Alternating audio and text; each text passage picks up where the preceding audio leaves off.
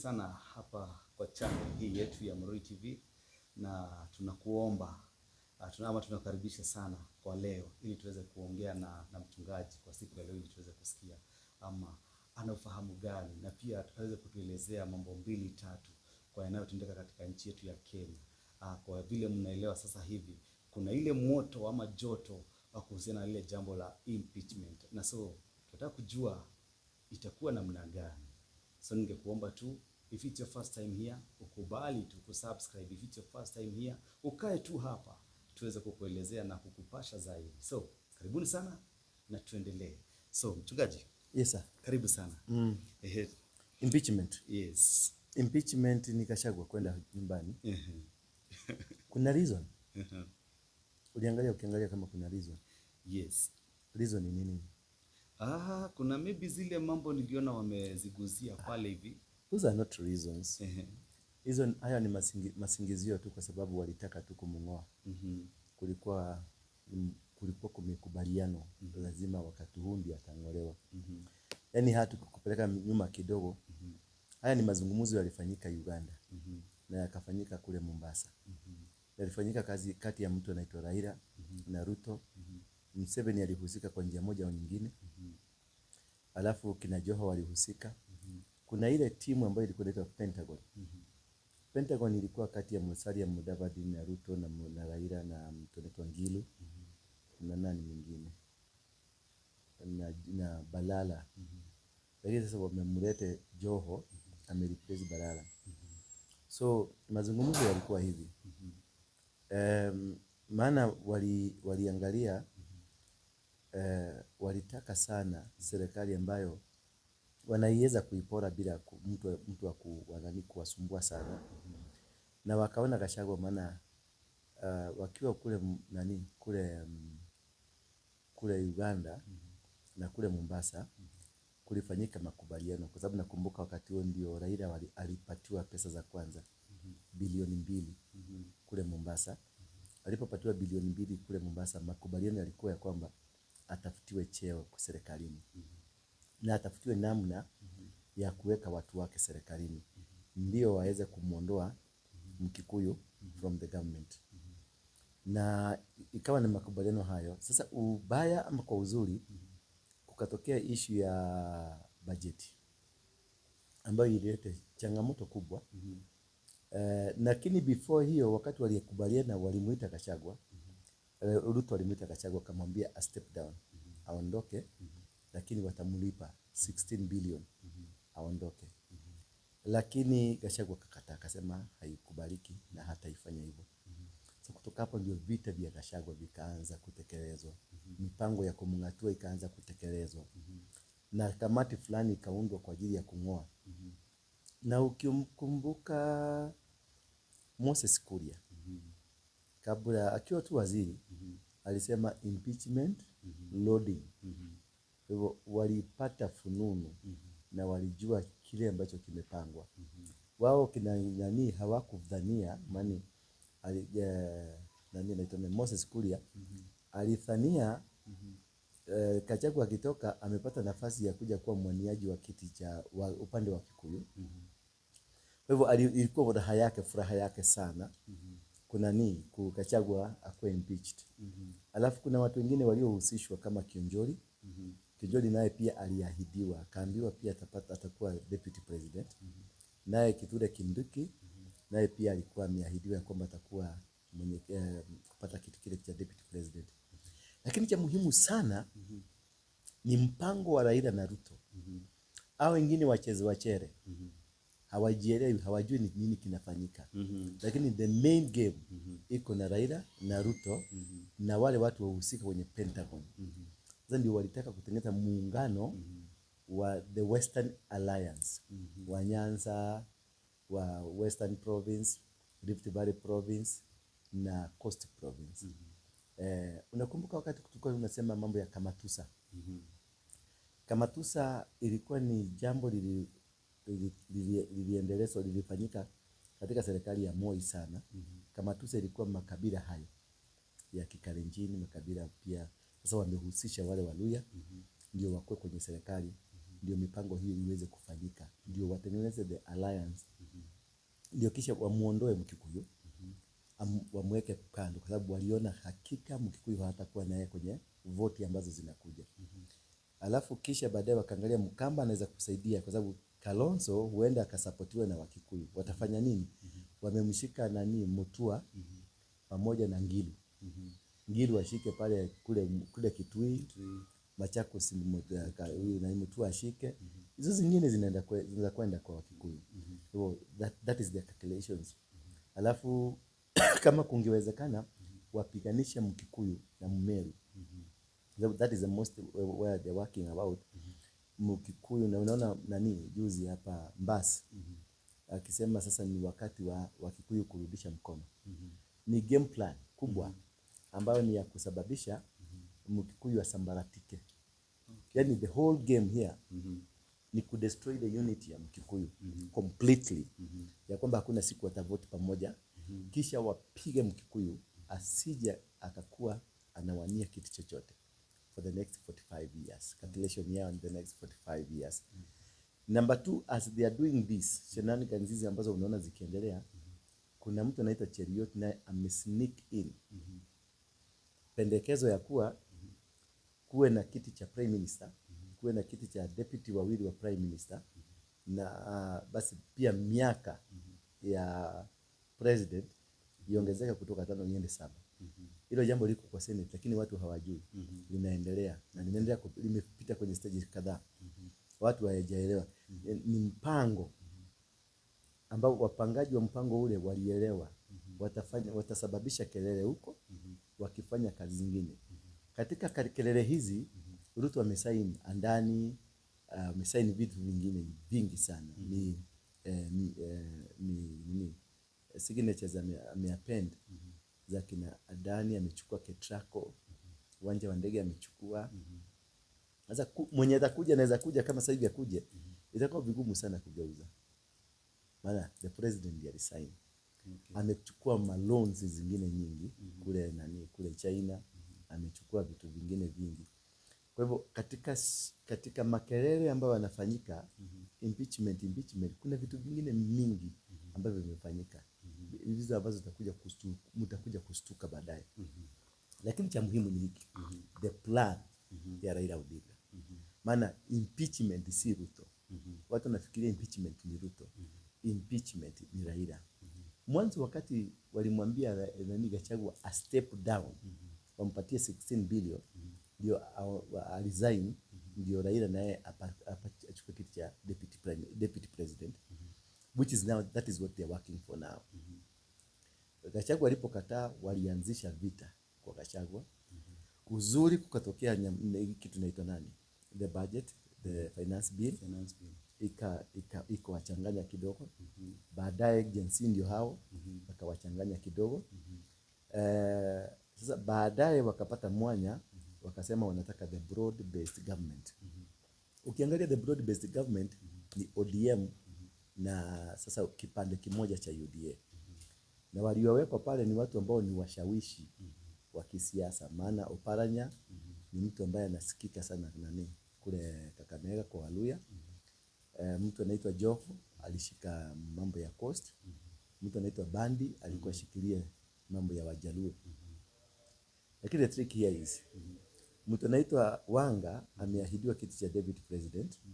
Mtu anaitwa Kionjori ameahidiwa kiti cha deputy president. Mtu anaitwa Kindiki ameahidiwa kiti cha deputy president. But mwenye ameahidiwa kiti cha deputy president na mwenye and working for it ni nani? Ni Raila Odinga. Sasa ilikuwa hivi. Wakati Gachagua walikataa kuchukua zile hela, maana walikuwa wamepanga hiyo mpango ifike hivyo. Kile kilifanyika ni walianza kusukuma msukumo wa Raila kwenda AU. Na serikali ikasema ita support 100%. Sasa wamefika mahali wameona AU will not work. Imekuwa ngumu. Ashaanguka. So ile the first plan imekuja. So ndio wanasema wamuondoe, ndio afanye ni maana alikataa kuondoka kwa amani, wamuondoe now forcefully. Of which parliament wamefaulu. Senate itakuwa changamoto kubwa. lakini hatari zaidi ambayo hawakuiona. Sasa hivi naona kama wameanza kuiona. Lakini hatari kubwa ni kama koti, Supreme Court itakubali kutengeneza bench. Na kama imekubali, kama sababu nasikia kama imekubali, wakitengeneza bench, kuna masuala kama 5 ambayo yatapelekwa. Masuala ambayo yatapelekwa kwenye benchi ni masuala ambayo yote ambayo yaliakilishwa kwenye kwenye bunge. Lakini cha muhimu zaidi, kuna swala moja nyeti ambalo hawalioni. Kutakuwa na swali kama bunge ya sasa ni halali. Bunge ya sasa ni halali. Kama ni halali. Swali hilo litaulizwa. Kama bunge ya sasa ni halali. Kulingana na katiba, bunge lazima 3/3. The 2/3 rule lazima ikuwepo. Bunge ya sasa haijatimiza 2/3 rule. Meaning, kama kutakuwa na majaji ambao watasikiliza na washawishike ya kwamba the 3rd rule ama 2/3 rule haifanyi kazi, haipo, basi itasemekana bunge ya sasa si halali. Kama bunge ya sasa si halali, ni kusema nini? Ivunjwe. Kwa hivyo, waziri aliyeteuliwa na bunge ya sasa, bili yote ilipitishwa na bunge ya sasa kuondolewa. Gachagua kuimbichiwa inaondolewa. Kila kitu ambacho bunge imewahi kukipitisha kitakuwa si halali. Meaning, that is the end of the game. That's the end of the game. I think the advisors were present ndio hakuwa wanaona hiyo. Lakini that is the catch. Na ndio naona Mwite amekuja. Na ukiwaangalia wamemleta Otiende Omolo upande wao. Kwa sababu Otiende Omolo ni yule walileta ile Pythagoras theory wakati wa Uhuru na Raila. Wakati Uhuru Magara alifanya nini? Alizungumzia sana hilo swala, technicalities, irregularities and legalities. Hizo ndizo wamemleta Otiende. Kuna preparation ambayo wameprepare. They are not preparing for the Senate. They are preparing for the possible repercussion ambazo watazipata kwenye kotini. Maana the court, if court itakuwa na good lawyers, wa convince the court that this is an illegal institution, na wa declare it is an illegal institution, everything this government wamefanya through parliament will be illegal. Na kama kuna kitu minister alipitisha, chochote mahali alipitisha, ama kuna mikataba alifanya na China na nini, na aliapishwa na aliletwa na parliament hii, an illegality, kisha naye akafanya kazi hiyo, nini, the burden ya kubeba mzigo hiyo itakuwa yeye mwenyewe. So it will be a huge repercussion to so many people. Ambapo kama ulisaini tenda mahali ama ulisaini na China, pesa ikakuja, it is not known by the government. Because it was done by a minister who is illegally in place because of an illegality. Technicality ile itasababisha kila kitu kikuwe illegal. Yani kimoja kitapushi kingine. Everything will be legal. Everything. At presidential anything that has been approved, any meeting, any gathering, anything ambayo imefanyika through act ya parliament, it is an illegality. So meaning we are up into uncharted waters. Kutakuwa kugumu. Na kutakuwa na mambo ambayo hayahusiki. Naona wabunge wengi wa Kikuyu, mostly wabunge kutoka Kiambu County, na wabunge na mbunge Kionjori, na mbunge ukiangalia wale ambao wamechaguliwa, hao wabunge hao ndio wanahusika sana katika kufanya nini? Kuchanga pesa za kufanya hiyo kazi. Kina Kionjori, wa Muratha, Ishongwa, Kagombe, hiyo ndio group ambayo inafanya kazi ya kuraise pesa za kuhonga the Senate, wa senators. Which I think for me, kama ningekuwa na akili mzuri na ningekuwa Senate, ama ningekuwa Kionjori, ningepunguza ujinga. Nipunguze ujinga, niangalie what might happen wa Supreme Court. Maana you can bribe your judges, your senators, lakini na hapo unakumbuka kumepush up. Kuna judgment imefanyika, hata kama atakuwa impeached. Hakuna president yani ataendelea kuwa deputy mpaka wakati kesi ambayo ile kotini itaamuliwa. So do not make a lot of sense. Do not make a lot of sense. Na ukikumbuka kiangalia nani anaitwa nani? Gachagua juzi tu ukimwangalia alisema I rest my case to God and the judges. Because of late hakuna kitu hata moja cha Ruto kimepita kwenye nani? Kwenye koti. There is nothing. Everything has been overturned. Everything ambayo imepelekwa na kampuni na vitu na watu wa Ruto, it has been overturned. Meaning chances ni parliament, the current parliament will be an illegality. Na itakuwa mshtuko mkubwa sana kwa Ruto. Because that is the end of the road. Meaning alafu kuna trick nyingine. Hatuna IEBC. So who is likely to take over? The army will take over. Yes. So prepare yourself for an army president. And now what will happen if now the Raila fails to qualify for AU? He knows. He knows he won't qualify for AU. So that's why he was working. Angalia nani ana push kesi ya nani za nani wataenda.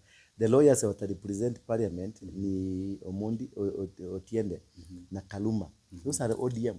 So meaning wanataka kupush this impeachment ifanyike, na ikifanyika watachukua credit waseme it is we who brought down Gachagua. So we need this. This must be our seat. So he knows that. He knows he won't make it.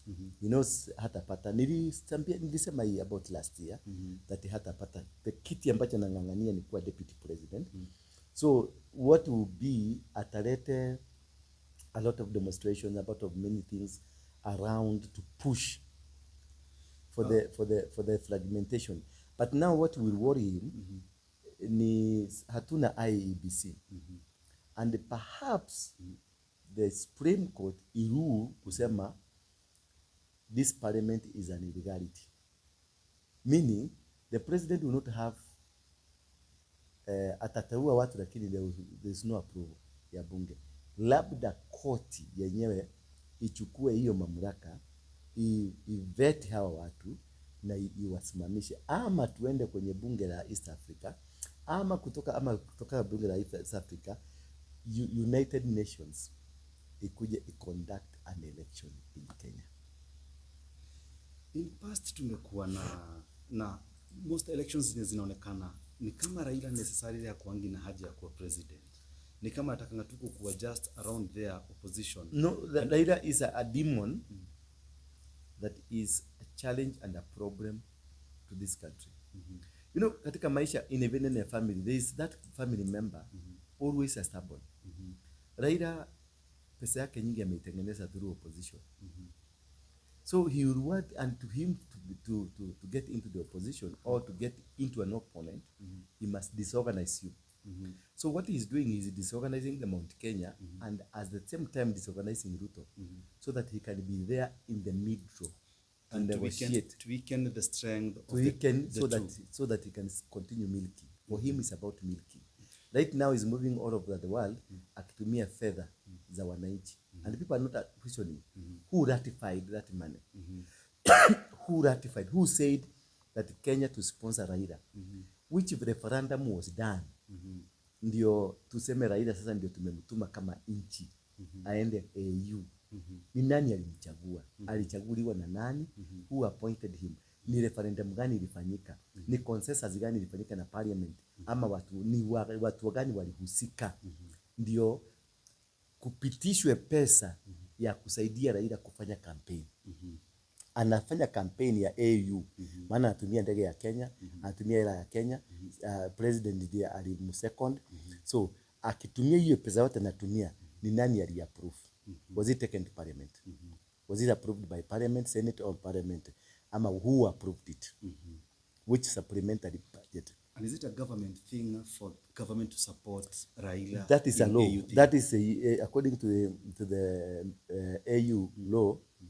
you must be seconded or be brought by the government. You must be approved by the government. So it's a project of the government. Yeah. That's why ukienda Djibouti, the current foreign affairs minister is hyped by the government because it must come from the government. Yeah. Now, do you really think that Raila is after becoming the deputy president? Ama haja yake ni kutenganisha wawili so that anaweza weekend, so that maybe next we see an impeachment to the president? No. Either way, that is what he's after. He doesn't have a friend. He has a bone to pick with Ruto. And he has a bone also to pick with Gachagua because it's Gachagua who denied him to become the president when Uhuru supported him. And again, it is Ruto who supported Uhuru to deny him the presidency. So he has a bone to take with the two. So he thinks, let me ride on this one, niangushe huyu, kisha niangushe huyu mwingine. That is his agenda. Na kumfanya kuwe weak ati wale hawata support asikuwe impeached. Yes. So an impeachment to deputy president is an impeachment to the president. Is an impeachment. Yani, this is happening this way. Gachagua akaanguka leo.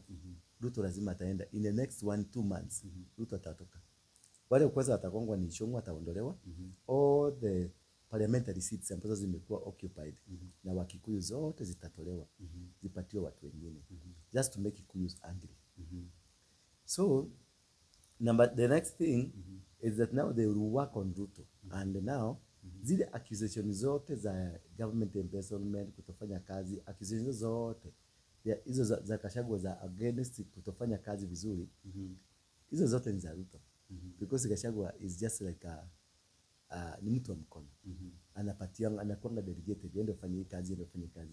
The back stops at the president. So whatever was allegations ambazo zimewekwa zile za kiserikali, apart from hizi za ndugu ya Gachagua na nini, hizi zingine zote zitatolewa hapo ziwekelewa Gachagua because it is Ruto, because it is Ruto. Is the back stops at Ruto. So whatever a platform itatumika kungoa Gachagua, the same platform itatumika kungoa Ruto. But if only tutafika hapo. Though I'm not saying by mid no, the first quarter of next year there's something drastic that will shock the world. Yeah. After maybe February, maybe according to you, maybe Raila is not going to take the AU. So Raila is coming back to Kenya. What do you think will happen to the deputy president? I'm saying the first quarter of the year, next year, something drastic with the first quarter. Yeah. How many months in the first quarter? 3. No, 4. 4. The first quarter. Go write it somewhere. You will see what will happen. There will be no UDA government. The first quarter. There is a possibility. I don't want to be that perfectly say there will be no. But it will be a shambolic. Yeah. Something, a new dispensation will be in place. Yeah. Wow. So, according to you, or according to maybe what you are expecting maybe from the courts, Gachagua is going nowhere. Gachagua is not going anywhere. And now that Gachagua is not going anywhere. Has Kawera gone? No. Did Wambora go? No. How will be the relationship now? The relationship will be good for Kenyans because this man will be there knowing that, if they fail to impeach him and there's an election called, this man will win with a landslide. No, Gachagua. Gachagua will be the another president, de facto president. Yes. He will be commanding, he will be moving around the country and doing things like the president. Because now he's no longer, he has tested water and not even, you tried to do anything to me. I have defeated you. What do you want to tell me? You are the president, so what? And kuna possibility, for some of us, maybe we are not that much good in politics. Kuna possibility za kitu kurudia tena ama kuhappen tena.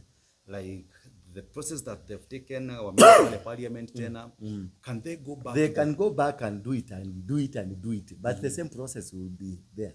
Because even the allegations are not adding up. They will not add the same allegation. There's nothing that will add up. Yeah. So kama wakifail ya kwanza watafail ya pili.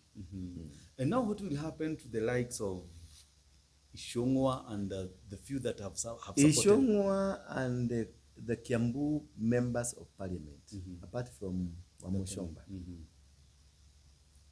Wao walichimba kaburi lao. They will be, and they will not be, hawatapata peace at all. Hata kukaa Kenya itakuwa ngumu kwao.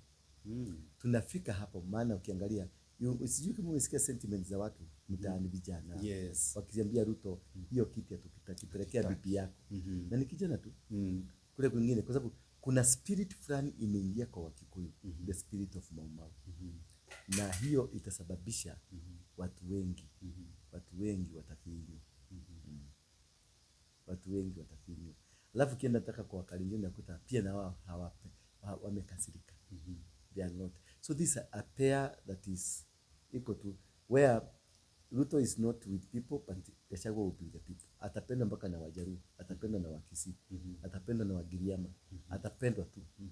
Because Kenyans will love that person that is hated by the systems. And we hate that person that is loved by the systems. So just like it happens to Ruto that tuliona tulimsupport watu wa Central walikataa. Tulimsupport, kumbuka Ruto ndiye aliorganize mauaji yote ile tulipigwa kwa Rift Valley. Is the one that was behind it. But we supported him. Na tukasahau. Kumbuka wenye watu walichomea kanisani tulisahau. So even it can happen that I saw the deputy president akiwashukuru walimpatia ng'ombe. Yes. So the love still is there. Angalia Embu. The function Gachagua alikuwa jana ndio Ruto alikuwa aende. But Ruto aliopt kutoenda because it was fire. Aliogopa. Sasa hizi Gachagua akienda Kisii atashangiliwa na watu. Akienda kwa Masai atashangiliwa na watu. And these people are all, he has built his name. And he has made himself a big name, a factor. But what the aftermath of things, how they are happening, that is what we have to look at. From now, from tomorrow going on, there are things that will be happening that will be shocking. We have some MPs from ODM side. Wale wamepewa maybe cheo kwa government, and they are now in support of whatever Raila and ODM, the entire ODM ndio ina push. The agenda of impeachment is not a UDA agenda. It is an ODM agenda. Yes. But we have someone like Babu, or who said no, that Babu and Ndidi Nyoro, they are just trying to be clever politicians. It is not that they wouldn't want Nyoro. That's not that they wouldn't want to have Gachagua impeached, because he is probably the next person who can be picked by Ruto because a friend of Ruto. This is a person who went to Ruto na akamwambia wacha nitutulie, maana chini kumewaka moto, because you need me tomorrow. Mimi nikae kando niwaonyeshe kama tuko na wao. He is not with the people. Hayuko na ground. He is not with the people. That is a hypocrite. So he's just pretending. This is a pretender. Hata Babu is pretending. Yeah, Babu anataka kufurahisha Wakikuyu ati hakupigana na Gachagua because he wants to become a governor in Nairobi. So anataka kutap on that ya Wakikuyu ati he didn't fight the brother, the Kikuyu brother. Okay. So hata nyinyi nipatieni kura. I supported your brother. Your brother. That is what he's looking for. Sympathetic, something. Nimcheza sympathy, which will work against them. Now it is a line has been drawn. You are either with us or not with us. Tushajua who is with us. Na hiyo mchezo hii ya kujificha paka na panya tushaifanya na tunaijua. Anyway, tutumalizie hapa. But before tumalize kidogo tu. What if the worst come to worst? Yani ile zina the court decide that the deputy is going home. The deputy will be, not the deputy, the Mount Kenya will disorganize the government and the government will go. The government will go. Just the way the Mount Kenya destabilized Moi until he went. It will happen. So we are going back to the Moi days. Should it happen that way? We're going back to the Moi days. And the Mamau spirit will go, and there will be unrest, which can lead to civil war in Kenya. Yes. Because also remember there's also an agenda ya Muslim. They want also to rule this country. They want the Kikuyus to be eliminated so that they can take over. Kwa hivyo there will be a lot of shenanigans, there will be a lot of things that will happen around us. Duale really want to become the deputy president as much as Raila wants to become. Duale, through the Muslims agenda, that is the Abuja Declaration, they have had that plan to take over the country. Yeah. Tukimalizia, where is the church now in between the whole process? Because all along tumeona kanisa limenyamaza. Kanisa halijanyamaza. Something is happening. And it shocked Ruto mpaka kaenda withdraw. They had pushed, of which in Senate this thing is going on. Yeah. Kanisa kutopiga makelele, kanisa kutofanya, kanisa kutokuwa, these things are still happening. They had already passed them through Munkatana. Ya kwamba I cannot preach to a 5 years child. I don't take him to Sunday school. And unaona sasa wameweza kuzunguka wakiangalia makanisa making noise. It is part of what was recommended. But Ruto akaenda pale AIC Milimani. And he said the church, hiyo kitu imeondolewa. It was, let us weka hii kando kwanza, we deal with this one. Then after we finish with this one, we come for this one. Yeah. So, kanisa haijanyamaza. Things are working. We are also working. We are also praying. We are working. And the unity of pastors is coming up strongly. You will see it. That's why I'm telling you. But I understand. As we get to December, January, February, you will see how the direction Kenya will take. Okay. Yeah, it will not be a rosy. No, okay. It is not rosy. It is a direction that it will make the whole world want to intervene. Yes. Maybe someone has been watching. Maybe ajiuliza huyu ni nani? I'm Apostle Ndura wa Waruingi. Apostle Ndura wa Waruingi is a former criminal in this country. And also a former Mungike leader.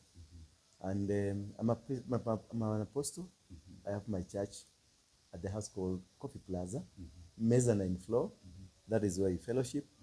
And we are there from Tuesday to Sunday. Every week we are there. We are doing it. We love it. And that is what we know best. But when it comes to analysis and also prophetic analysis, we are also good at it. We want to tell you as it is. We are fearless. We are fighters. We've been there.